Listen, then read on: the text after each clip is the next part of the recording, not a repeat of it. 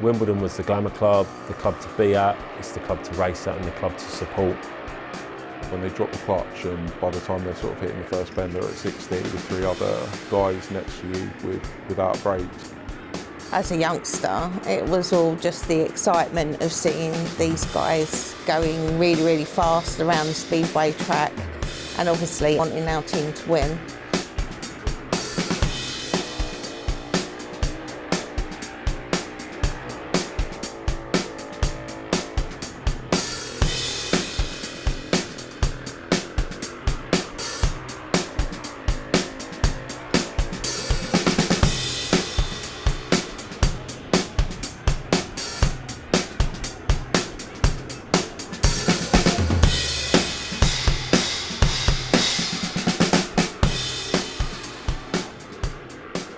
Wimbledon Speedway started in May bank holiday in 1928. Wimbledon was one of the first tracks in London to be established as a speedway team. The stadium was being built to introduce greyhound racing, which, as we know, was a new sport in the UK, come from America. With the facilities already in place for greyhounds, it blended itself as a unique place, an ideal place to host Speedway. Johnny Hoskins, who bought it from Australia, found himself to have this sport that the media just grabbed. It was on the front page of the Daily Herald at the time, and they basically had this new craze. Tracks opened up all over the place, in London particularly, Stamford Bridge, Crystal Palace, exhibition grounds, then Wimbledon, Haringey, West Ham. There was this whole network of tracks in London alone, plus the other tracks up in the north of England. It was not uncommon for crowds to be 20,000, 30,000. At a Wimbledon versus Wembley, you're talking 80,000 and some people locked out the stadium. So local derbies that you have now, Arsenal versus Chelsea, it was very, very similar in Speedway terms. And we were very successful in the 1950s, we won multiple league titles. Wimbledon was the glamour club, the club to be at, it's the club to race at and the club to support. The Brodie dynasty, if you like, as far as Wimbledon Speedway is concerned, is that my grandfather, Robert Brodie, attended the first ever meeting at Wimbledon in 1928. Shortly afterwards, he introduced my father, who got the same excitement out of it and interest. So my father would have followed from the early 30s. So in 1952, my dad decided it was time to introduce me to Speedway, so me and my brother, we were allowed on school holidays only. I was captivated by the noise, the lights, the smell, the whole entertainment. By those days' standard, it was very professional and an eye-opener, and I was hooked. And I pestered my dad to let me go to Speedway because I only lived up the road, and he was a bit reluctant, but on this particular night he gave me the money to get myself in and whatever. Coming in, and I was over on the third bend where that board is and I was lifted over the fence onto the dog track because it was so packed, and this is what they've done with the kids, they pushed them, put them something on the dog track. My father was a professional Speedway rider. My dad started riding in the early 30s, was originally signed to Wembley, but in 1946 they reorganised and he was allocated to Wimbledon, where he stayed till 1962 when he retired. When I was about 7 or 8, I used to sit and do my homework in the main stand. Obviously with the meeting starting there was a lot going on, so distractions were many, and consequently only got 2 O-levels. That's probably the reason. But no, to see the beginnings of a meeting, preparing the track, the riders coming out, walking the track to see what it was like, was sort of wondrous really in those days. The colours, and as the lights went, as the daylight went down, the lights came on, quite a magical atmosphere.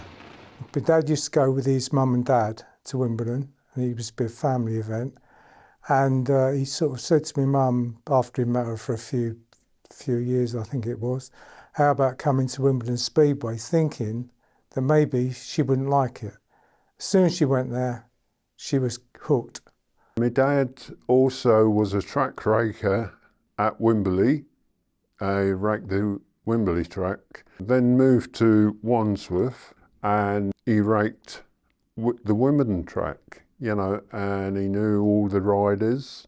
Mum and Dad would push me in the pushchair and bring me as a baby, and I sort of grew up with Speedway. I can remember it a little bit because I was only 6, coming up to 7, and I just see the bikes, and my dad thought it'd be too noisy for me, so we sat in the grandstand, and the rest is history because I just was going every week after that. So I was first taken to Wimbledon Stadium to watch the Speedway team when my mother had her first date with my dad when she remarried, and she couldn't find anybody to look after me, so she took me along, aged 4. So that was in 1971. Probably started going in about 1976 when I was about 10. It was just a big stadium and a lot of roaring bikes, and it was really exciting, and I think I was just hooked from that first time. Well, my dad took me in 1973 to a meeting, took us to here, and we watched the meeting, and I just fell in love with it. 74 I started doing cycle speedway at South London Rangers, which is just down the road, Garrett Park. My dad done cycle speedway before me for Tooting Tigers, and they actually used to ride, apparently rode in the car park here. They done cycle speedway, and then they moved down to where we raced at Garrett Park. Being a local boy, because I used to live in Mitcham, so I used to come here when I was a baby, so we always come down here when there was either stock cars, speedway, greyhound racing. We was always coming down here. And then of course you had the football ground like 200 yards up the road. We were brought up on the speedway and the football, which fell pretty well as in timings of seasons, because as the football season finishes, the speedway season starts. I was introduced to Speedway in the mid to late 80s. My dad come to Wimbledon Speedway in the 1960s, and my granddad followed Speedway as well. In fact, Barry Briggs and Ronnie Moore lived next door to my dad when my dad was growing up. I used to think, hope and pray, Tuesday and Wednesday, no rain. Because if it rained, there's no Speedway. It'd be cancelled, yeah. Especially if it rained all day Thursday. And I think, oh, what am I going to do today at home? I sit there and be bored. Yeah, sit there and be bored, because I used to look forward to every Thursday without fail coming to Speedway. But no, as a little kid at the age of 8, 9, 10, Dad, only 2 more days. All right, Kimmy, all right, Kimmy. And he'd say to Mama, that's the worst thing I ever done, taking Kimmy to Speedway. She don't stop. But it was families, because mums and dads would come with the kids, and you know, it would be a family dinner. It was always sort of advertised as a family sport. So in those days, yes, there tended to be more fathers than mothers, but certainly mothers there, and there were girls who would come, and you know, fans who would wear the scarves and you know, cheer, scream at the riders and stuff like that. You got your visiting supporters, and it wasn't segregated like football. You know, you could turn up and go anywhere in the stadium, but everybody, I never saw, in all the years, I have never seen like what you would see at football, where the fans get violent with each other. You go out the stadium after a meeting, you could walk up Plough Lane, all buddies from both sides. The second year, which was my first full year, 1969, I persuaded one of my best friends at school, Tony Hitchin, to come with me, and he just loved it from the word go. And here we were watching, you know, what we quickly realised was more or less a working class sport, and we both came from working class backgrounds, so that's how we identified, really. You know, it's more our sort of thing. Most of the national newspapers would carry at least one Speedway column a week. You had World of Sport TV, ITV, they showed highlights of various big meetings on their Saturday afternoon programme. To the 1983 Test Series between England and the United States. The commentator is Dave Lanning. such a ragged start. The Englishman must get up. It's all level after 88 races in this 5-test series. Into the corner, it's the English pair who show in front.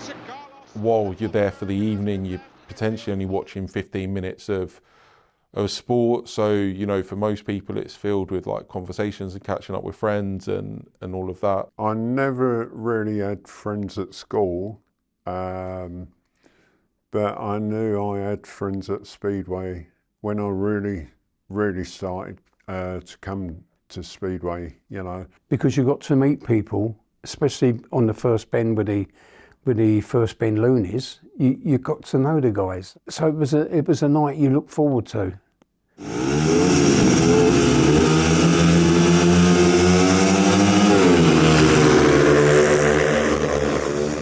The first thing obviously is the smell, the methanol, the oil and the shale mixed together, addictive cocktail. I think anyone that goes to Speedway will tell you that.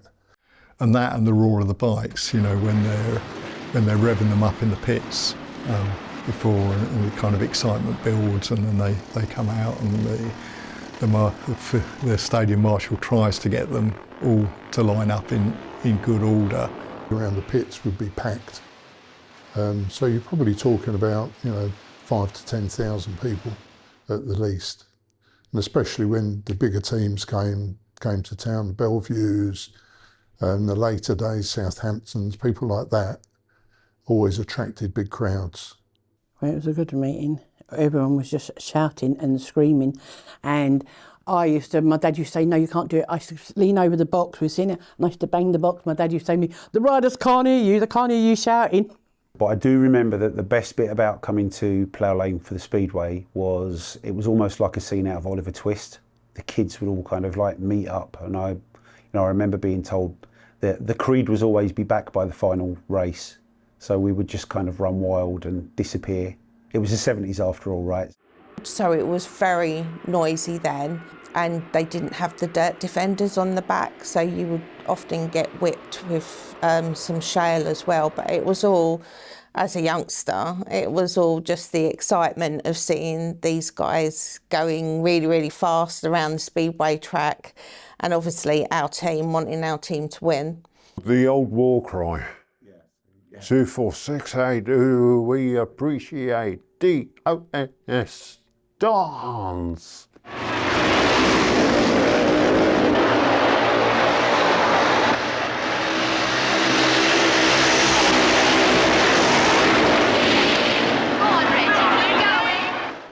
Speedway under lights at Wimbledon was great, you know, a lit stadium, focused on the racetrack, the sound reverberating round.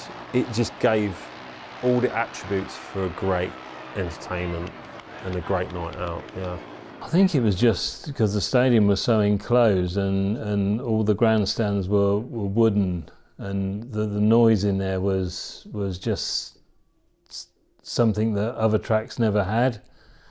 You know, it was a big stadium, but you felt quite compact and sort of on top of the crowd, really. It was huge. It was one of the best stadiums, actually, within the Speedway routes. You had the grandstand. You could go in there. You could get meals and burgers and things.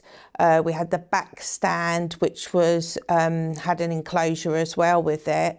You had your pit bend loonies that were on the first bend, so that was like your diehards that have been coming for years and years, and it was always quite raucous around there, which was right next to the pits. And then there was people dotted all around. You know, they were standing all the way around the track, so you could pick a position. It seemed futuristic. It really did, compared to the football stadiums that I'd already started going to, because you had this glass-fronted grandstand, which was the most peculiar, you know, glass, and like all seated in the grandstand. It was amazing. It was staggered down, so they had high chairs, and you had a platform that you could lean on, and that was good for writing down the race scores and everything, race by race. So, you know, I could smell it, and I could hear it, but it was muted somewhat by the fact that I was in a room with a glass screen and I didn't get any shale over me. So, yeah, sitting in box number 9, in the grandstand. You was right on the starting gate. I always remember that the grandstand, the big glass grandstand, is a place we never used to go. We used to sit on the last bend just before the finish line, on wooden, very, very cold, very splintery wooden seats. The place we used to work from was, as say, the first bend. And the reason for that was that's where most of the action started, when they come off the gate. And that's where the smashes happened, and you know, you could see people, you know, jostling for the spaces, and you were virtually right in front of it. So you could actually see it firsthand, rather than if you were sitting on the, you know, in the grandstand or further out, you wouldn't necessarily see it. It was like they were going straight at you. At Wimbledon, you had a greyhound track, a stock car track, and then a speedway track. So you were looking from quite a distance, and then, you know, because it was where they held the Greyhound Derby, you also had the nice flower beds and things like that.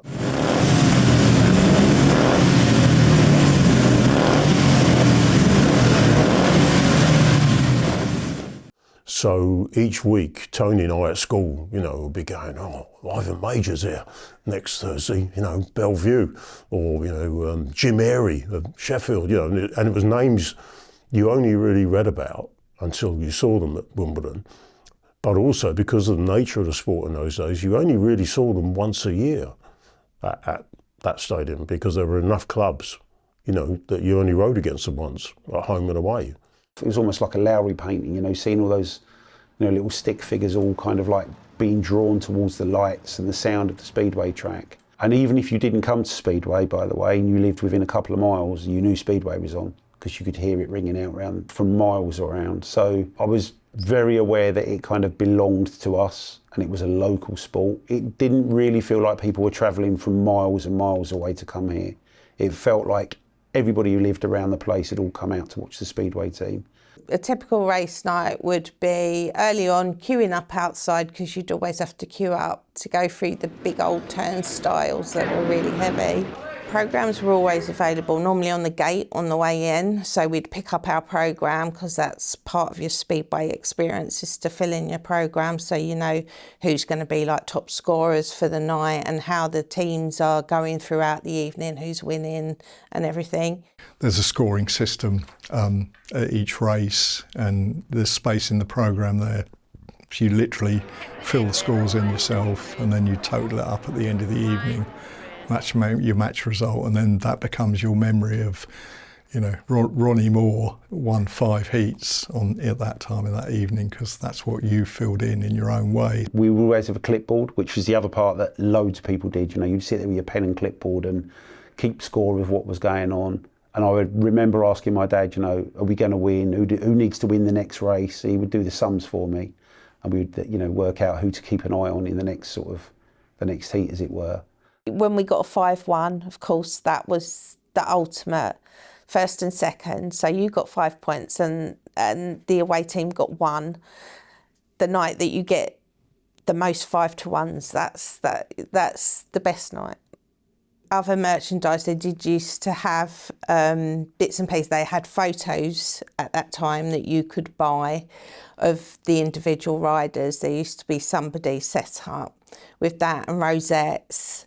You obviously had your scarf. I had my Wimbledon Speedway scarf. Badges, you used to have different badges. I actually found a photo the other day of me with some of my Wimbledon badges. Like, I used to sew them onto my coat. The away matches, you know, I'd have me hand knitted scarf, you know, I knitted it.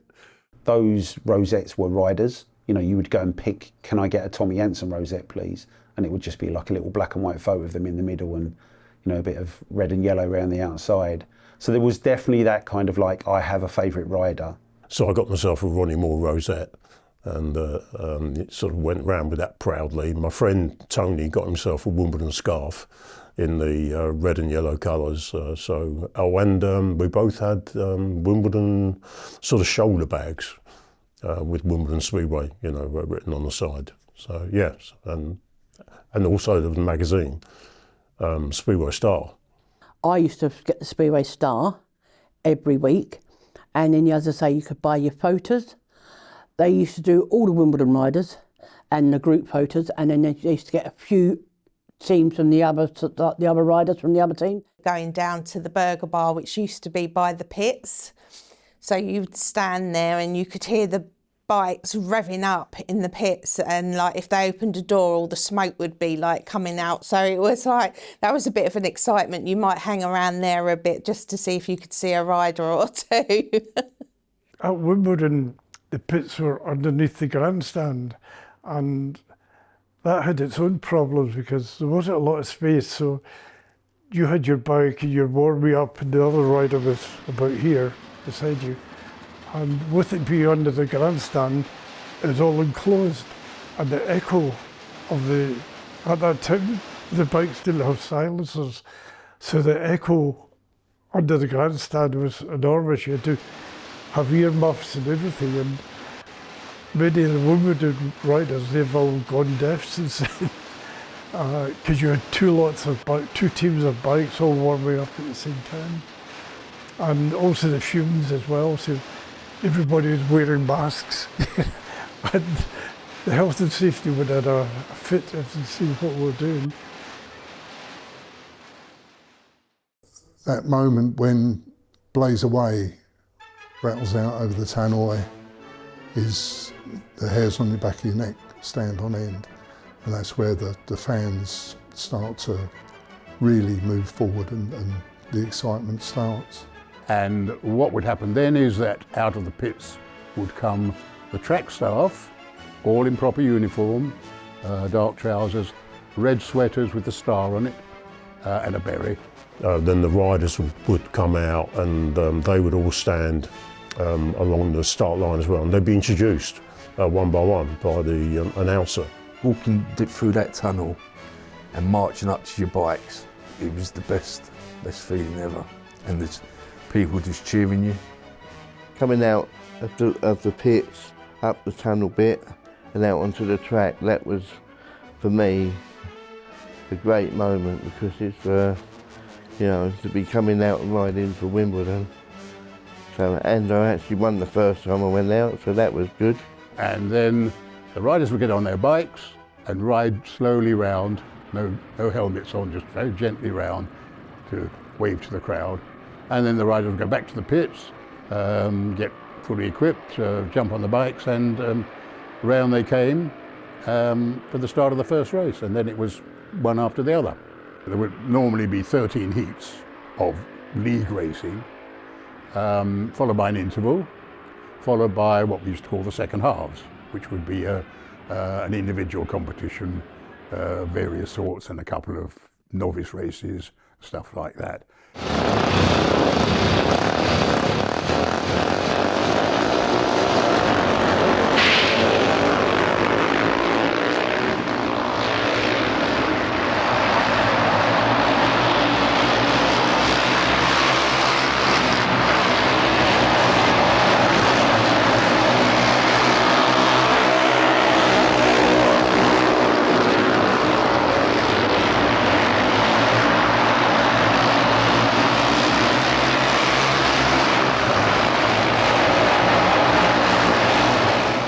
Speedway bikes are very simple things. They're basically bicycles almost with big engines in them, oversized bicycles. I mean, there's not a lot to them. There's no gearbox, there's no brakes.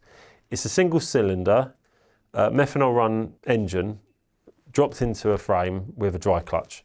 The Speedway bike is, I mean, it's quite a brute. I mean, it does 0 to 60 in 3 seconds, and there's no brakes, hardly any suspension. So when you're riding one of those bikes, although it's only for a minute a race, you know you've done that minute. It's very intense.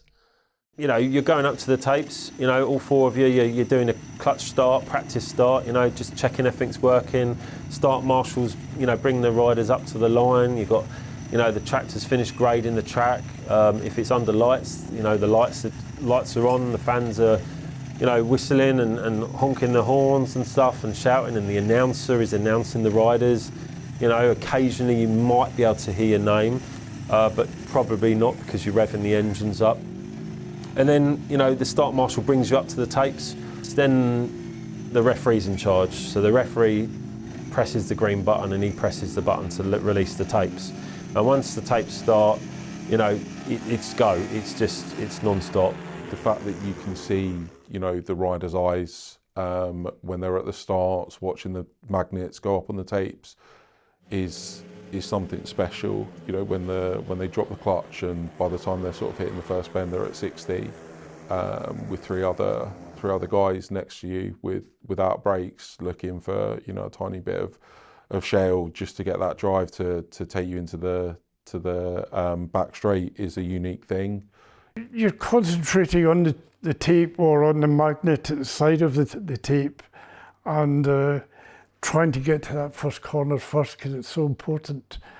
Quite often, if you don't make a good start, if you're on the inside, you get boxed in from the riders on the outside. So the start's always very important. That's the most exciting part of the race to me, is when them waiting for them tapes to go up and charging into the first corner. Is your heart's going. It is the best buzz in the world. Your heart's just pounding, pounding, pounding. And even if you win as well, it's even better.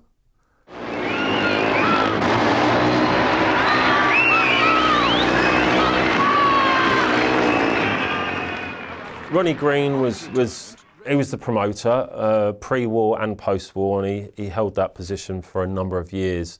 He was an astute businessman. He kept the club going, and they were financially successful, and they were successful on track. Ronnie Green used to put money behind the bar in the grandstand, and any rider of his that didn't go to the bar after the meeting was in trouble with Ronnie Green. They had to mingle with the fans, and that's all it was about in those days. And the riders very accessible. So you'd finish up. I wouldn't finish up in the bar. I'd be there with my dad, but the riders used to go into the bar after the meetings, and the fans would be there chatting to them, getting autographs. You couldn't get to them before a meeting because obviously they were busy, they had to set their bikes up and everything, so they were all really, really busy. But then afterwards you used to be able to go and wait outside the pits in most places and then go through. And so, I mean, they were all like sort of just after the racing, like quite tired or whatever, but they'd all be by their bikes, and you know, you could go up to them, have photos, get autographs. Yeah, they're very, very accessible.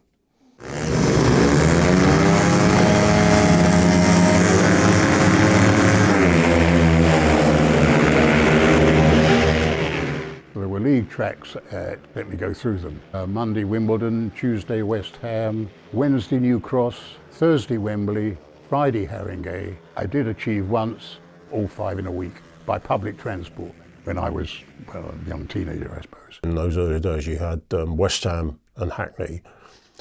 Oh, unbelievable. The atmosphere of those nights. In the 80s, we'd get in the late 70s as well, there'd be a coach used to come here, Epsom coaches, and we'd get on them. You'd book up the coach. I went to Reading on the coach, Bellevue twice on the coach.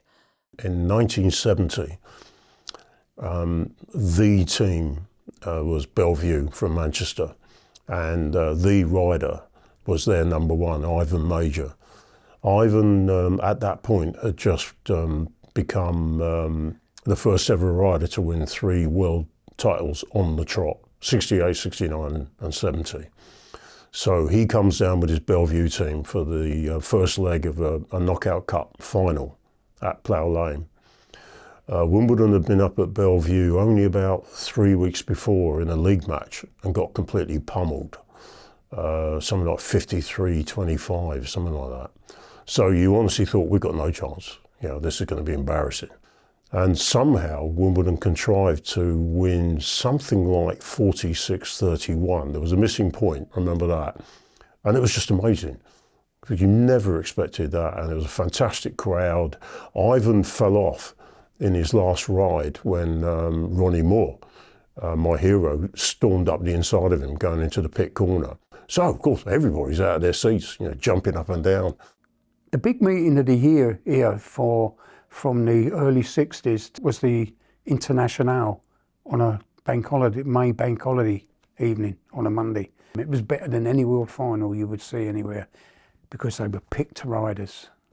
That brought 16 of the world's best riders into the stadium, and that was a very competitive setup. And the winner won a whole new Speedway bike, and that used to bring a huge crowd in on Bank Holiday Monday. You couldn't get a ticket. England versus USA, 1980, I think. The best meeting I ever saw. And anybody who was there will probably agree that that was the best meeting. It was a real cut and thrust, good clean racing, everything you'd want out of a Speedway meeting. And it's still one of the most astonishing meetings anyone ever witnessed. It ended up in a draw, 54-54, and it was fantastic. England got a first and a third in the very last heat. I think John Louis and Peter Collins, I think, to draw.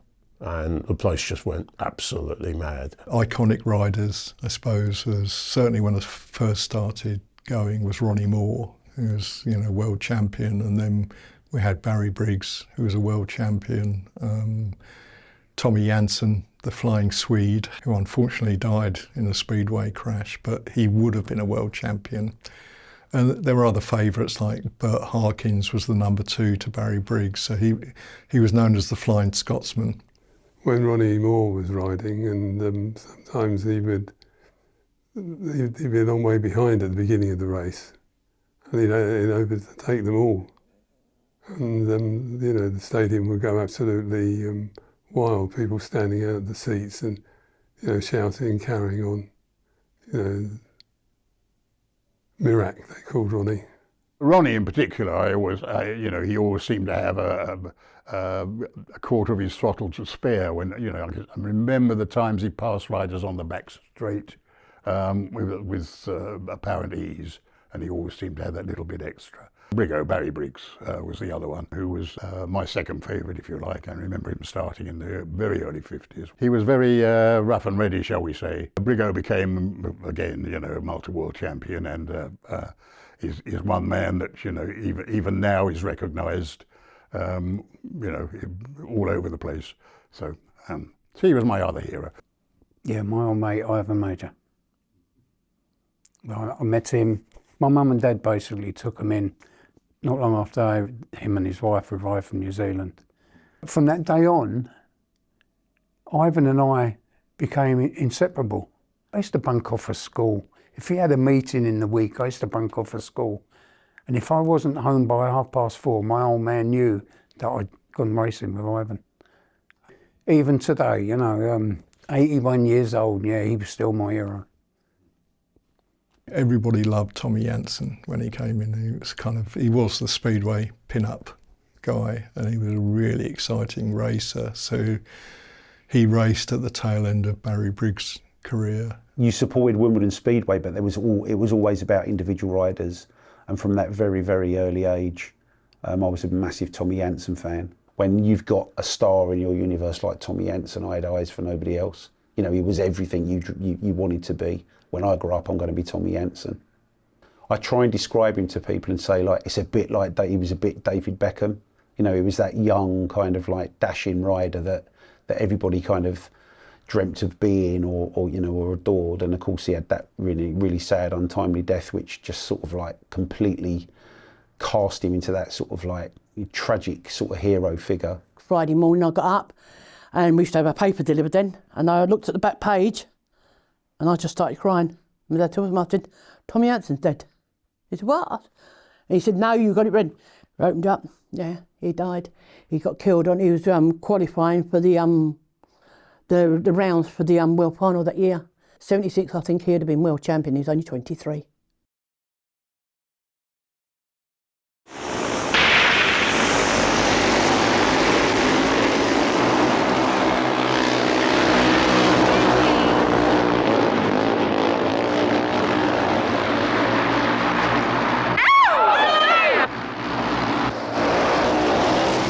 The danger of Speedway, yes, when you've got 4 very highly powered bikes going around the track at sometimes as much as 90 miles an hour without brakes, then yes, accidents do happen, and I have seen some very bad accidents. I've witnessed fatalities on the track. Tony Briggs, Barry Briggs' son, was riding, and he came out the second bend and his bike like reared, and he literally flew like a rag doll, like just around, hit the top of like the safety fence, and then just bounced back literally in front of us. And I was like, oh my God, he's got, you know, he's going to be dead or something. It was just, and he got up and he walked away eventually, which was great. Back then, I mean, you had sort of greyhound lampposts right next to the safety fence. So if a rider hit the safety fence really hard, I mean, he wrapped himself around the lamppost. As the years went on, and they brought out what they call wear fences, which were big bulky things that collapsed, and they were a massive boost to Speedway, because the injury, you still got injuries, you can't really avoid them, but the deaths, you know, way down compared to a lot safer. Broke my back at Wimbledon actually, and finished up like 3 months and like flat on my back. What happened, it was just a stupid fall actually.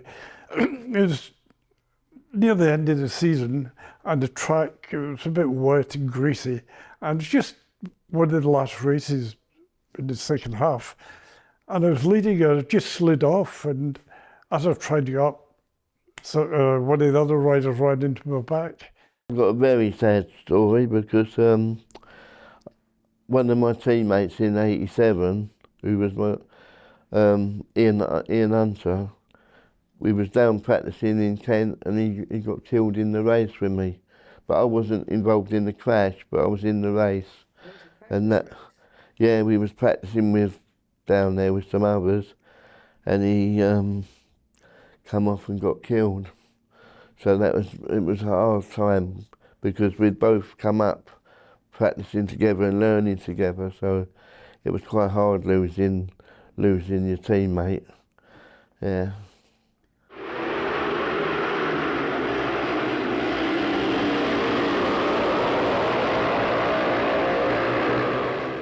And then in '85, when we dropped down to the National League, and a stadium the size of Wimbledon that held the highest of greyhound meetings, the highest of stock car meetings in '85, you're looking at second-rate Speedway. And that's when the fans started drizzling off. Well, I didn't, I still carried on saying, because at the end of the day, it was still Speedway. Wimbledon had taken the decision to go back into the Elite League for the '91 season.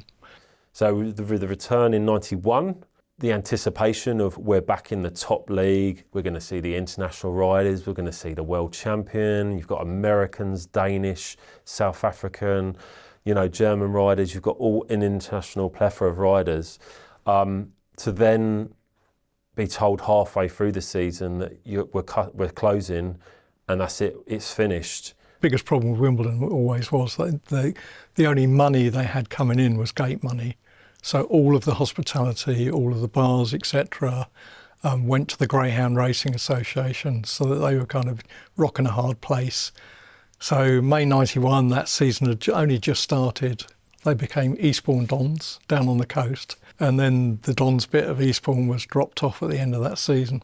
11 years later, would we ever believe it would come back? No, but did it come back? Yes, it did. It was resurrected in 2002, and although the Speedway was racing at what in essential was the third division. When we were due to open in 2002, we had got the track all back together and everything, and it was a capacity crowd, and about half hour before the start time there was a massive thunderstorm and ruined the track, and the riders and management didn't want to let the fans down that had come, so we attempted to run the meeting. As it turned out, Heat 1, the riders dropped the clutch and the wheels just span and they went down, they didn't go forward. So it was like 92, 93 seconds, which, given, it should have been about 60 seconds. It was very problematic. More so when we came back the second time, it was mainly just the grandstand open and not quite so many people back. I think because we were at a lower division back then, so the riders There was a lot of like younger riders, and maybe those riders weren't quite so proficient. When you were used to, seeing all the superstars come down here, and then suddenly, that's what's on offer. And I could understand why people just got disillusioned. It was between 800 to above 1,000 on average for the however many 4 or 5 seasons that they were here. So it was decent for Speedway. The other thing is that they ran at the lowest level, the conference league. So it was a work in progress to sort of try and build the crowd up. I was also aware that the stadium was in disarray. There'd been no money spent on it for years. I think at least 3/4 of it was not boarded up, but you weren't allowed to go there for health and safety. So it was the writing on the wall. I thoroughly respected the fans who banded together and desperately tried to keep it going. But as I say, I think its time had gone, and that was it. I did keep coming, especially when they tried to resurrect the Speedway. I was desperate for that to succeed because I'd had such sort of cherished childhood memories, brought my own son along. But I think it was a little bit out of time by then. It wasn't quite the same, and I'm sure anybody that talks to you about that second coming, the track wasn't quite right, and lots of riders falling off. So it didn't really sort of land. But I desperately tried to sort of pass on the appetite for Speedway to my son. It didn't quite work. And then in 2005, a shock to the system, the fact, yes, we've had 3 lovely years at the stadium, and now, because of the rental increase, we've got to vacate again. Of the 13 London stadiums, Wimbledon was the last one to close in 2005. From when you could go to Speedway every night of the week in London to losing its final one was a blow for the sport as well. It ran more or less non-stop until the 1990s. It had a break for a few years, came back, unfortunately. It didn't last long, but at the end of the day, it's had a very long, illustrious history here, very successful history. It's had many world champion riders have ridden for Wimbledon over the years.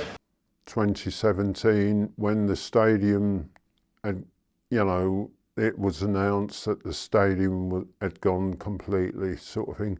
But before it, they put on stock cars and Speedway sort of thing, put on the Goodbye Wimbledon Stadium. That was sad. It was nice to see the bikes go round again, like one last time, and they had the stock car here as well that night.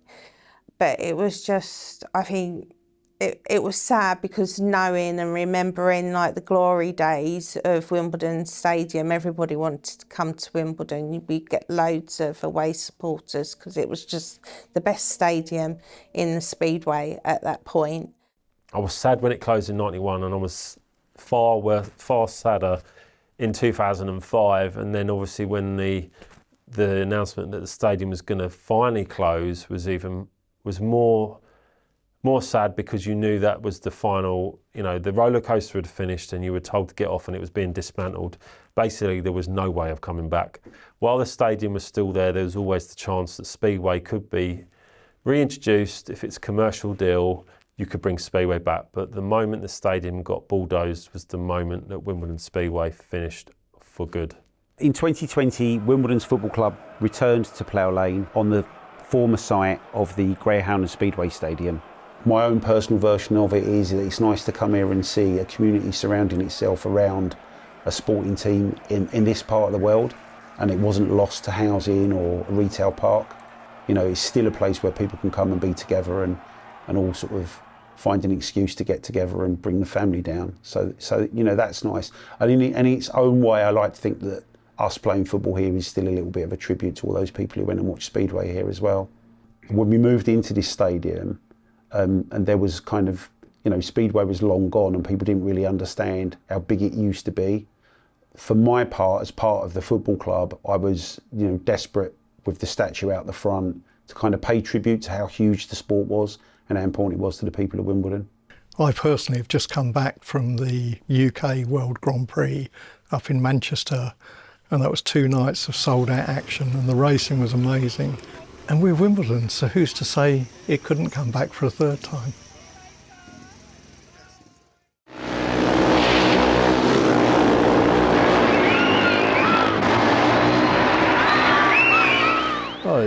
it's just a proud moment, really. I mean, like I say, I never made it to the top or anything like that, but you know, I can honestly say I was a Speedway rider and rode for one of the most famous clubs in the world, so I'll always have that memory with me.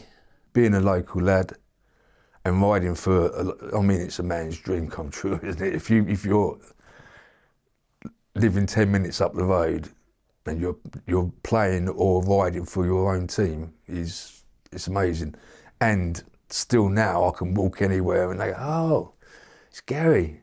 Anywhere, can't I, Tiffany? I'm like, anywhere I go, it's just, all right, Gary, you getting on? You still riding? No, not that, mate, I'm retired. Speedway for me meant Dad and me.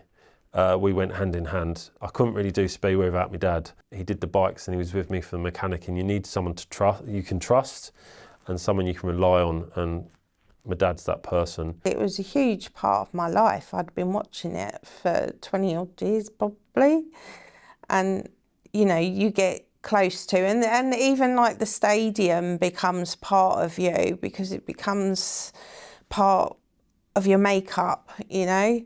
So the fact that I wouldn't be coming to the stadium anymore, I was losing seeing people that, you know, you see, you get to know, you're not majorly friends with, but like acquaintance, you know, you chat and that, you probably weren't going to see them again. And also, I wasn't going to get to watch the sport that I loved. I might not think of Speedway every single day, but when I do, it's kind of full of so many warm memories of how much my dad loved it and how much I loved kind of like sharing his passion for it. But it wasn't a difficult sell. You know, it made sense the minute you sat down and those bikes went screaming past with that, you know, red breastplate with the yellow star on. It was also like a really cool sort of like brand, right? We didn't have a little witch or a tiger. We had a big bright star, which felt very, very fitting. It was my Thursday nights. It was mapped out. You know, it's where I went on a Thursday evening, and yeah, it was just exciting, and it was really, you know, to feel a part of it. You know, even as a kid, you know, that just being able to fill in the races and keep the scores, and then I'd go back and I'd read the programmes, and then I'd file them away neatly in order, in pristine condition. So there was a whole kind of ritual to it, really. And yeah, I loved it. I really did love the excitement of it.